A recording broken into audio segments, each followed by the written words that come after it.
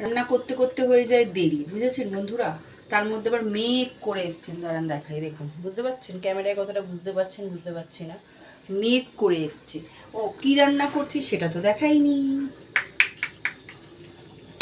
এই হলো, দাঁড়ান, কই গেল, এই হলো বেশি করে মুরগির মাংসের সাথে পা এনেছি আজকে, মন ভরে মুরগির পা খাবো। এই যে কই গেল, এই যে বেশি করে মুরগির পা নিয়ে এসেছি আজকে, মন দিয়ে মুরগির পা খাবো। এবার যারা তো খাবেন না তারা থেকে এরকম করবেন, ঠিক আছে, অসুবিধা নেই, করুন করুন। আমার তো বাবা হেব্বি লাগে খেতে। কে কে খাবেন শেষে চলে আসেন। আমার মতন কে কে মুরগির পা খেতে ভালোবাসেন সে ছোট্ট একটা কমেন্ট করে জানাবেন, ঠিক আছে। যে যে মুরগির পা খেতে ভালোবাসেন শেষে চলে আসেন, আজকে অনেক নিয়ে এসেছি, ঠিক আছে। কমেন্ট করবেন হ্যাঁ, কার কার ভালো লাগে মুরগির পা খেতে। আমার তো খুবই ভালো লাগে।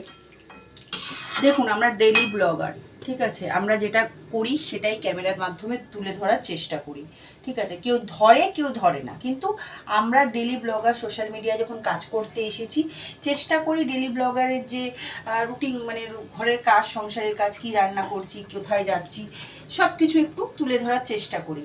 তা বলে এর মানে এটা নয় যে অনেকেই খায় না, ঠিক আছে, অনেকেই খায়, কেউ দেখায় কেউ দেখায় না। আমি দেখাই, আমার মতন আরও মানুষ আছে দেখায়। তো আমার মুরগির পা খেতে খুবই ভালো লাগে। এই যে,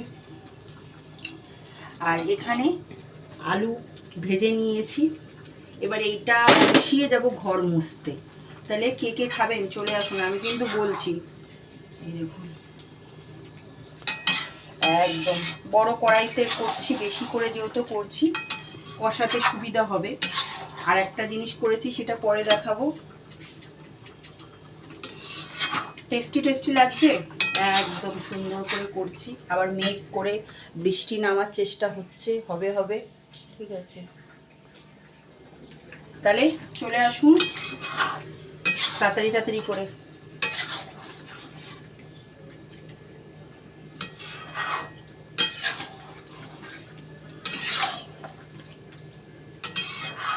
ভাল লাগছে, কই গেল,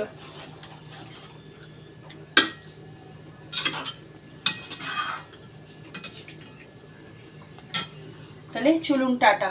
মুরগির মাংসর থেকে বেশি মুরগির পা রান্না করছি, তাহলে টাটা বাই। আবার দেখিয়ে দিই, মুরগির পা লাভার যারা তারা চলে আসুন, ঠিক আছে, চলে আসুন। বলে দিলাম আর একটা জিনিস রান্না করেছি, অনেক কিছু করেছি, অনেক কিছু বলতে এর সাথে আরও একটা করেছি, সেটা পরে দেখাচ্ছি, ঠিক আছে। তাহলে বলেই দিলাম মুরগির মাংসর থেকে বেশি মুরগির পা রান্না করছি আজকে, টাটা।